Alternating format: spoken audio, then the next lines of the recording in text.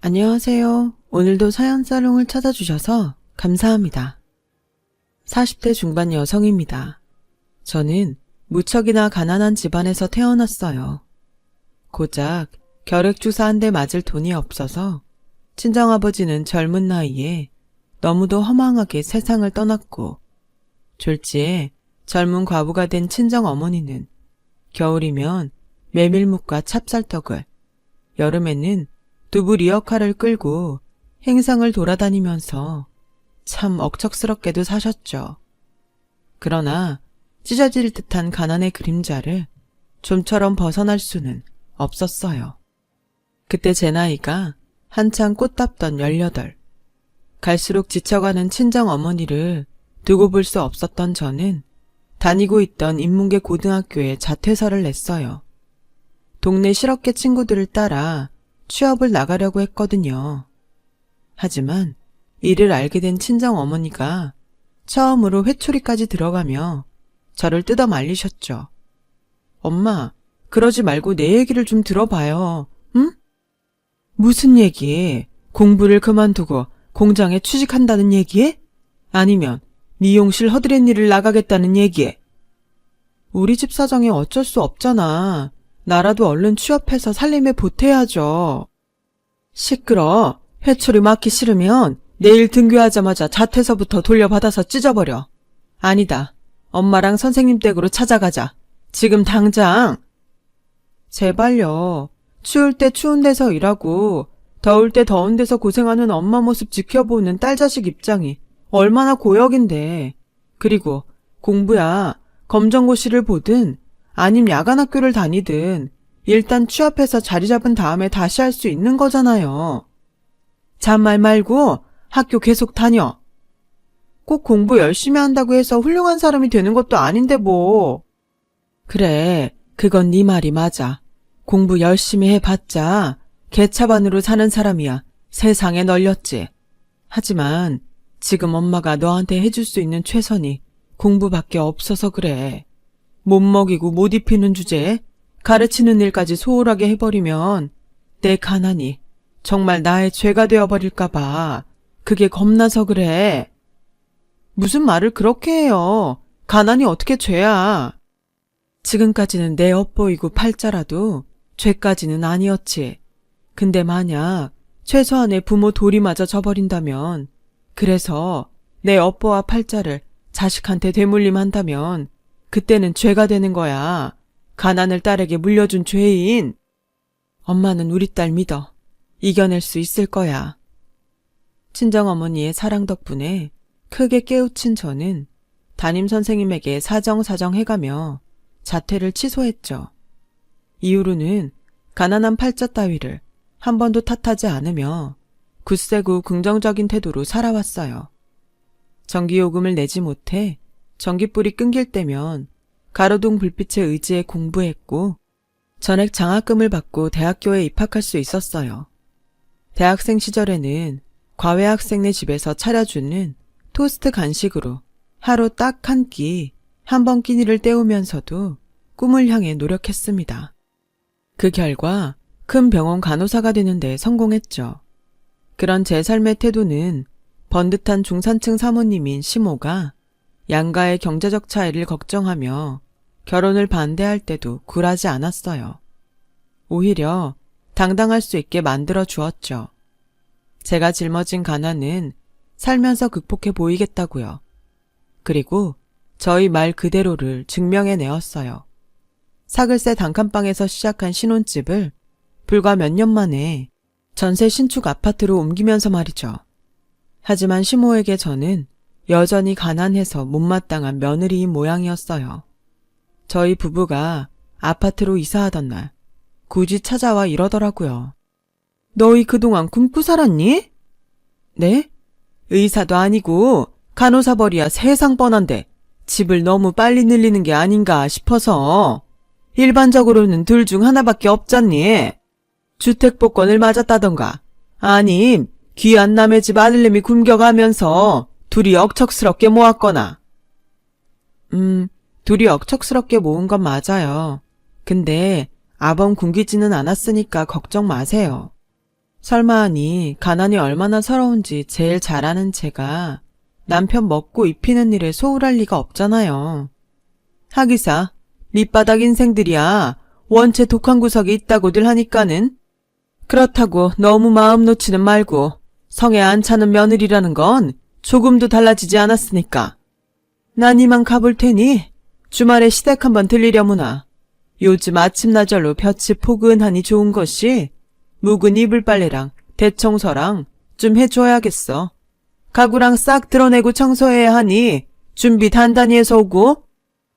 그런 대접을 받아가면서도 시모를 가장 잘 챙기는 사람은 참 역설적이게도 맏며느리인 저였어요. 젊어서부터 과부가 되었다는 시모를 볼 때마다 똑같이 일찍 과부가 된 친정엄마의 모습이 겹쳐 보였거든요. 그 외로움을 누구보다 잘 알고 있기에 시모의 곁을 보살피기 위해 부단히 노력했어요. 집안도 좋고 서울대 나온 학벌도 좋고 돈도 잘 벌고 사회적으로 인정도 받는 직업을 가진 잘난 작은 동서가 시모를 고리타분한 옛날 사람 취급하며 홀대할 때도 오히려 상대적으로 가난한 제가 시댁의 경조사며 살림살이며 시모 용돈까지 빠짐없이 잘 챙겼어요. 시부모도 부모이니 자식으로서의 사랑과 정을 당연히 베풀어야 한다는 마음가짐 하나로 말이죠. 친정어머니가 고등학교를 자퇴하려던 저를 부모 자식 간의 사랑으로 바로잡아 주셨던 것처럼 말이에요. 하지만 제가 아무리 시댁과 시모에게 사랑과 정을 베풀어 봤자 저를 얕잡아보는 시모의 행동과 정 한번 주지 않는 태도는 달라지지 않았어요. 동서만을 감싸고 돌 뿐이었죠. 제 잘난 맛에 취해 사는 동서에게는 행여 손에 물이라도 한 방울 묻을까 애지중지 아끼면서도 가난하지만 시모와 시댁에게 정성을 다했던 저한테는 늘 허드렛일 살림꾼 취급만이 돌아왔거든요. 집안 좋은 동서의 아들 돌잔치는 동서가 부탁 안 했는데도 직접 나서서 휘황찬란하게 마련해주며 아부를 그렇게 떨어댔으면서 제 아들 돌잔치 때는 그 흔한 돌반지는커녕 빈손으로 덜렁 나타나가지고서는 심지어 부조금 한 푼 내지도 않으면서 한다는 소리가 글쎄. 내 쪽 손님들은 초대하지 않았으니 너무 서운하게 생각하지는 말거라. 그게 무슨 말씀이세요? 솔직히 그렇지 않니? 네 시댁이 동선애처럼 뻑적지근한 부잣집은 아니어도 나름 사회적 체면이라는 게 있는 집안인데 사회 지도층은커녕 밑바닥 인생들만 앉아있는 자리를 장손 돌잔치랍시고 우리 쪽 귀한 손님들을 모실 수는 없는 일 아니냐고. 저기요 어머님, 이건 너무 지나친 행동 아닌가요? 아무리 가난한 며느리가 싫다고 해도 엄연히 어머님 손자고 핏줄이에요. 이 집안 대의일 장손이라고요. 그런 장손 돌잔치를 축하해줘도 모자랄 마당에 밑바닥 인생들이라뇨. 왜? 내가 어디 틀린 말이라도 했다던? 물론 동선애처럼 판검사니 사장이니 하는 손님들을 모시진 못했어도 저희 쪽 손님들 하나하나 다들 소중한 지인이세요. 제가 근무하는 병원 직원들이랑 의사쌤 분들도 많이 와주셨고요. 그래 봤자 꼴랑 한둘이겠지. 동네 쬐끄만 병원 의사들이래 봤자 딱히 잘난 양반들도 아닐 테고. 제가 어디 병원 근무하는지 정말 모르세요? 며느리한테 어쩜 그렇게 관심이 없을 수가 있어요? 아, 한의원이었던 모양이구나. 동네 쬐끄만 양빵병원이 아니라 대학병원입니다. 제가 졸업한 대학교 병원. 네가 대학도 나왔었니? 어머님, 이게 누구 앞이라고 목소리를 높여. 내 입장에서는 당연히 고졸이라고 생각할 수밖에 없는 걸. 지나가는 사람들 아무나 붙잡고 물어봐라. 너희 친정 사는 모습 보여준 다음에 딸 자식이 대학까지 나올 수 있는 환경 같으냐고. 대번에 고등학교 검정고시라도 붙었으면 다행이라는 소리 나오지. 됐네요. 제가 무슨 말을 더 할까요? 아니, 얘기 나온 김에 한마디만 더 해야겠다. 넌 어떻게 된 애가 그렇게 두서가 없어. 대학병원 의사쌤들도 많이 오는 자리면 미리 언지를 줬어야지. 미리 얘기했으면요. 그럼 혹시 또 알아? 나 아는 지인 사모님들 쫙 모셔다 놓고 대학병원 의사쌤들이랑 중매라도 서줄지. 그럼 겸사겸사 자리도 빛내주고 얼마나 좋아? 네, 그러시겠죠 뭐. 식사 마저 하세요. 음식 식으면 맛 없습니다. 이처럼 노골적인 무시와 외면, 그리고 동서와의 차별 속에서도 제가 버틸 수 있었던 건 사랑꾼 남편이 있었던 덕분이에요.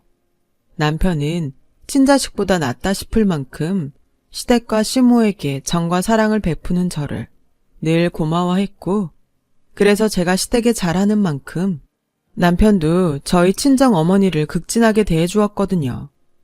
또 제가 시모의 행동에 상처받을 때면 바람을 쐬어주며 다독여주고, 한편으로는 저 대신 시모와 맞서주기도 했어요. 그런 남편의 사랑이 얼마나 든든한 방패가 되어주었냐면요. 그런 시모조차 단 한 번도 이혼하라는 말만큼은 절대 입 밖으로 낼 수 없을 정도였어요. 덕분에 저는 시모와의 위태로운 관계를 어렵사리 유지할 수 있었고, 남편과의 사랑도 이어갈 수 있었죠. 그러던 어느 날 천년만년 건강할 줄로만 알았던 친정어머니가 덜컥 백혈병에 걸리면서 상황이 복잡하게 돌아가기 시작했어요. 어느덧 연차가 꽤 쌓인 베테랑 간호사인 저는 남편과 상의한 끝에 신혼집 전세 아파트를 처분하고 친정으로 들어가기로 했어요. 친정 어머니의 곁에 머물면서 간병과 치료에 힘쓰기 위해서였죠. 하지만 시모가 저희 부부와 친정의 합가를 결사 반대하고 나서더라고요. 너희가 사돈댁으로 들어가 버리면 외로운 과부인 나와 시댁은 앞으로 누가 모신다던? 너무 걱정은 마세요. 친정엄마가 백혈병을 극복할 때까지만 머물 예정이거든요. 그동안은 사부인 치료받는 동안 시댁 빨래며 아침 저녁 국이니 반찬이며 그걸 다 해다 바칠 사람이 세상 누가 있다고. 그것도 걱정 마세요. 친정에 들어가 살더라도 어머님이랑 시댁 챙기는 건 지금처럼 똑같이 전혀 소홀하지 않게 최선을 다할 테니까요. 병간호를 꼭 해야겠니? 굳이 출가 외인인 딸 자식도 모자라 남의 집 귀한 아들내미까지 사돈댁에 앉혀놓고? 생각을 한번 해보세요. 자꾸 사소한 병이라면 저희도 이렇게까지 하지는 않겠죠. 하지만 백혈병이잖아요. 하루아침에 생사가 갈릴 수 있는 위험한 병인데다가 항암 치료는 저리 가라 할 정도로 힘든 과정인데, 명색이 베테랑 간호사 딸 자식인 제가 홀어머니를 돌보는 건 당연한 일이잖아요. 꼴에 말은 잘해요 아주. 누가 들으면 대단한 의사 선생님이라도 되는 줄 알겠다 얘. 물론 의사도 중요하고 훌륭한 직업이지만 간호사도 환자에게는 꼭 필요한 사람이에요. 그러니까 제발 무시 좀 그만하세요. 그렇다니? 그럼 이참에 사돈댁 말고 시댁에 아주 들어와 사는 건 어때? 네? 나도 얼마 전에 병원에서 아주 충격적인 진단을 받았단다. 글쎄 내가 말이다. 류마티스 관절염 초기라더구나. 의사가 아니더라도 류마티스 관절염 정도는 알아들을 수 있지? 팔다리가 자꾸 쑤셔가지고는 거동이 불편해요. 그러니 이참에 시댁에 들어와 살면서 이 시애미를 좀 간호해다오. 제발 억지 좀 그만 부리세요. 친엄마고 시어머니고를 다 떠나서 관절염보다는 백혈병 쪽이 훨씬 급하고 심각한 병이잖아요. 코웃음치기는 시애미가 고분고분 조용히 말하니까 만만하게 뵈는 모양인데 나 지금 농담 따먹게 하자는 거 아니다. 되바라지 며느리한테 경고하는 거지. 어머님, 2번 경고하지 않을 테니 똑똑히 챙겨들어. 내 말 무시하고 사돈댁이랑 합가한다면 그날로 넌 닭 쫓던 개 지붕 쳐다보는 꼬라지 되는 거야. 내 재산 단 한 푼도 너에게 상속하지 않을 생각이니 말이다. 아직도 제가 재산이랑 유산 보고 아범한테 접근했다고 생각하세요? 그만 일어서마. 내 할 말은 다 했으니. 시모는 그렇게 제 할 말만 다 해놓고는 자리를 떴고, 황당한 저와 남편은 이후로 며칠 동안 시모를 설득하기 위해 노력했어요. 친정 엄마를 꼭 곁에서 보살피고 싶다고요. 그러나 시모는 입만 열었다 하면 류마티스 관절염 핑계가 그치지를 않았죠. 툭하면 유산 얘기를 하더군요. 저는 단연코 시댁의 재산과 유산에는 단 한 푼어치조차 관심도 없었는데 말이죠. 그런 답 없는 실랑이가 거듭된 끝에 저희 부부는 결국 시모가 도저히 설득 불가능한 사람이라는 걸 깨달았어요. 그래서 시모 설득하기를 포기하는 대신 손 아래 동서내외를 찾아갔죠. 저희 부부는 동서내외에게 당분간 시모를 잘 챙겨달라고 부탁했어요. 따지고 보면 썩 무리한 부탁까지도 아니었다고 생각해요. 한 달에 2번 시댁에 들러 시모와 저녁을 함께 먹어달라는 말을 전했을 뿐이니까요. 그런데 평소 시모를 거들떠 보지도 않던 잘난 동서내외는 대뜸 쌍심지를 켜고 소리를 박박 질러대더라고요. 지금 이거 무슨 상황인가요? 조선시대 시집살이 뭐 그런 건가요? 내 말은 그런 뜻이 아니라 어머님이 혼자 적적해 하실까봐 그게 마음에 걸려서. 그거나 뭐가 달라. 결국 맞잖아요, 시집살이. 일단 진정하고, 응? 아, 동서. 내가 지금 진정하게 생겼어요? 한창 예쁘고 젊은 나이에 이 좋은 능력까지 썩혀가면서 졸지에 시댁 파출부로 뼈 빠지게 고생만 하다 늙어 죽게 생겼는데. 그럴 일 없어. 친정 엄마 치료만 마치면 내가 다시. 이봐요, 형님. 그렇게 안 봤는데 사람 너무하네.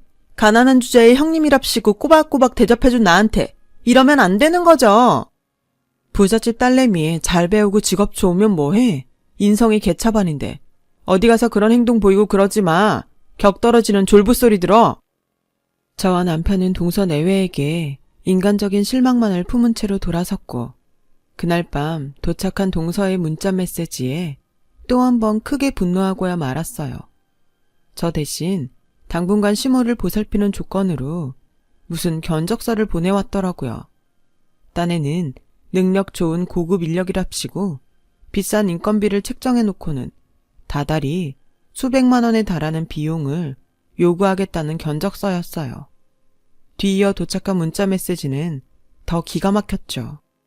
저희 부부 형편에 수백만 원 인건비를 지불할 수 없을 테니 그걸 받지 않는 대신 유산 전부를 자기들이 가져가겠다더군요.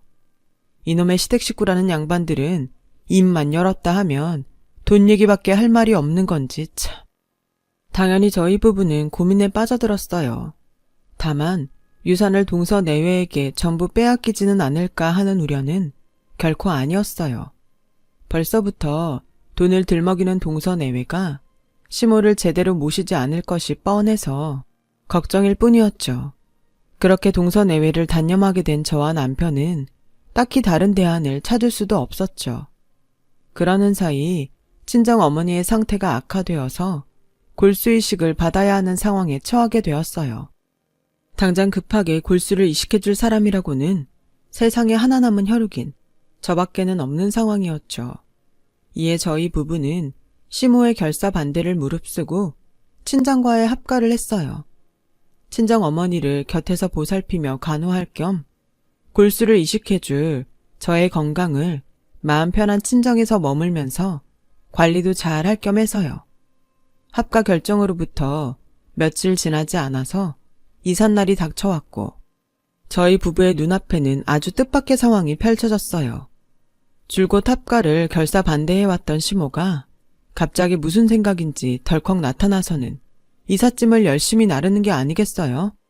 저에게 생전 10원 한 장 쓰는 법 없던 사람이 짜장면 곱빼기에 탕수육까지 손수 사먹이면서요. 그런 시모를 바라보는 저희 부부의 심정은 불안 반 걱정 반이었죠. 그렇게 잠시 후 정든 전세 아파트를 떠난 이삿짐 트럭이 멈춰서는 순간 저희 부부는 그야말로 아연질색하고야 말았어요. 뭔가 착오가 있는 모양인데요, 기사님. 저희가 갈 이삿짐은 여기가 아니라. 엥? 바뀐 주소가 여기 맞을 텐데? 바꾸다뇨, 누가요? 아까 시어머니라는 사람이 그러더라고요. 이사갈 주소를 잘못 전달했으니 이쪽으로 가면 된다고요. 언제요? 점심 잡수실 때 왜 있잖아요, 짜장이랑 탕수육.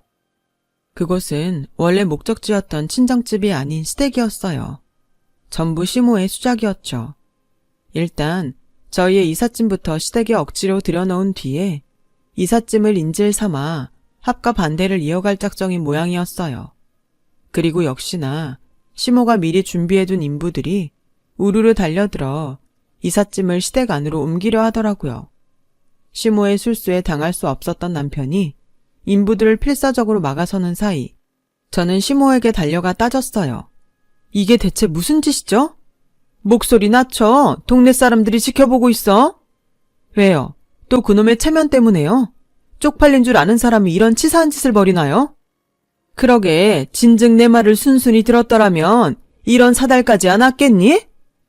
어머님 신보가 고약해서는 아니고요. 퇴발하진 말투하고는 하긴 방금 그 말투가 너 같은 하층민에게는 딱 어울리는 말투이긴 하구나. 이봐요. 도대체 왜 이렇게까지 하세요? 일단 짐부터 집에 들여다 놓고 천천히 얘기하자꾸나.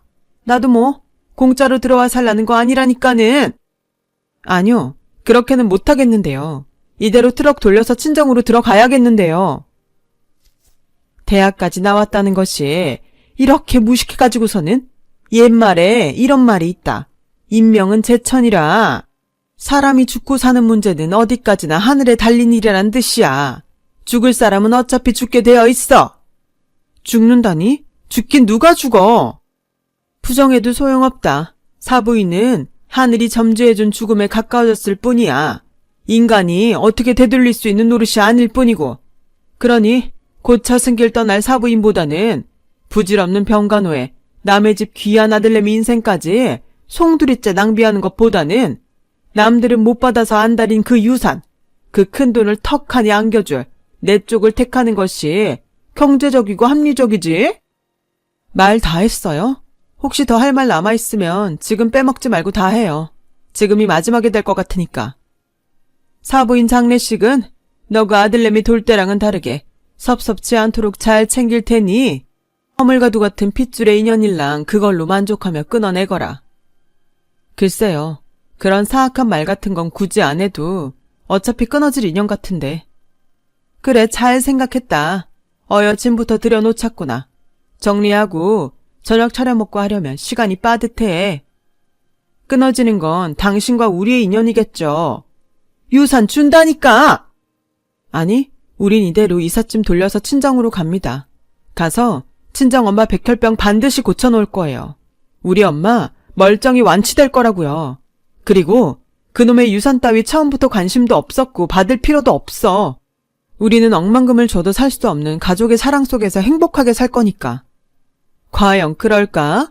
지긋지긋한 가난 속에서도 끝까지 화목할 수 있을까? 두고 보죠. 이번에도 또 보여드릴게요. 사글세 단칸방에서 전세 신축 아파트로 옮기던 때처럼 말이에요. 저희 부부는 시모와의 인연을 끊었어요. 이삿짐을 친정으로 옮기며 다짐했고요. 가난하고 부자의 고를 떠나서 시모처럼 가족이고 나발이고 없는 추악한 사람이 되지는 말자고. 그로부터 몇 년 뒤 저희 골수 이식과 헌신적인 간호 덕분에 친정 어머니의 백혈병이 완치 판정을 받던 무렵 친정어머니가 건강을 회복하기까지 친정에 몇 달 더 머물기로 결정한 저희 부부에게 뜻밖의 소식이 하나 전해졌어요. 의절한 시모가 위암으로 투병 중이라는 소식이었죠. 다행히도 위암은 치료하기에 가장 용이한 암이었지만 시모의 사정은 나름 되게 딱하더라고요. 시모가 하나 남은 자식인 동서내외에게 간병을 부탁했지만 동서내외는 간병 조건으로 유산 전부를 자신들에게 미리 넘길 것을 시모에게 요구했고 시모의 생명을 인질 삼아 유산을 요구하는 동서내외에게 실망한 시모가 상속을 거부하자 동서내외가 그날로 시모와의 연락을 끊어버린 상황이더라고요. 돈 타령하는 부모에 돈 타령하는 자식인 셈이었죠. 소식을 접한 저희 부부는 갈등에 빠졌어요. 물론 의지할 가족 하나 없이 외롭게 암투병 중인 시모를 향한 동정은 아니었어요. 시모로부터 받았던 마음의 상처가 너무 큰 탓에 쉽사리 용서할 수는 없었거든요. 다만 저희 부부를 고민하게 만든 건 뜻밖에도 막 백혈병을 극복한 참인 친정 어머니였어요. 무슨 소리야? 시모 암투병을 보살펴주라니. 엄마는 화도 안 나? 밉지도 않아요? 그 사람이 엄마를 두고 곧 죽을 사람이라며 얼마나 험한 저주들을 퍼부었는데. 그 양반의 과거 행동은 나 또한 용서할 수 없단다. 나부터가 용서하지를 못했는데 너희에게 너그럽게 받아주라고 할 수 있는 노릇도 아니고. 그럼 됐어. 내 얘기 조금만 더 들어. 용서 못하겠다며. 용서하라고 할 수 있는 노릇도 아니라며. 근데 무슨 얘기를 더. 엄마는 다만 내 딸, 내 사위가 그 양반이랑 똑같은 사람이 되는 걸 바라지 않을 뿐이야. 혼자 외롭게 암투병을 하도록 내버려 둔다면 너희도 결국 그 양반이랑 똑같은 사람이 되는 것 같아서 그게 걱정스럽고 속상할 뿐이야. 그러니 아무리 밉더라도 사람으로서 최소한의 도리는 해주었으면 좋겠어. 도리할 만큼 다 한 다음에 계속 미워할 땐 그때 가서 미워하더라도 말이야. 좋아요. 그럽시다. 시모 암투병 우리가 보살펴 보겠다고요. 그래. 고맙다. 고마워. 엄마 지금 울어? 아니 왜? 엄마가 고마울 일이 뭐가 있다고. 내가 우리 딸한테 물려주고 싶지 않았던 진짜 가난이 뭔 줄 아니? 물질적인 가난이 아니라 마음의 가난이었어. 마음이 풍족한 딸로 자라줘서 고마워. 그동안 평생 노력한 보람이 있구나. 엄마는 이제 평생 꿈 다 이루었어. 저희 부부가 시모의 간병을 받아들이자 친정엄마는 평생 짊어져 왔던 가난의 서름을 마침내 떨쳐내었어요. 딸 자식 흠없고 반듯하게 잘 키워내었으니 부모로서는 더 바랄 것 없는 법이라면서요. 며칠 뒤 저희 부부는 친정 어머니의 배웅을 받으며 친정을 떠나 시댁으로 들어갔고 시모의 암투병 간병을 시작했어요. 그런 저와 남편이 시모에게 단 한 가지 기대하는 점이 있었다면 시모가 저에게 베푼 적 없었던 부모 자식 간의 사랑, 가족의 정, 그거 딱 하나뿐이었죠. 과거의 잘못을 진정 뉘우치고 반성하는 모습 하나면 좋겠어요. 오래지 않아 시모의 병은 완치되었어요. 위암이 치료가 가장 용이한 암이라지만 엄연히 항암 치료와 수술이었으니만큼 대단히 힘든 과정이었죠. 그 과정 내내 저희 부부는 최대한 시모를 보살폈고 그래서 시모의 완치에는 저희 부부의 노력이 뒷받침된 셈이에요. 하지만 치료된 병은 오직 육체적인 병, 고작 위암 하나에 불과할 뿐이었죠. 시모가 앓고 있던 진짜 병인 그놈의 돈타령병은 끝끝내 낫지를 않더라고요. 고맙구나. 내가 오죽이나 미웠을 텐데 이 보답을 어떻게 다 하지? 글쎄요.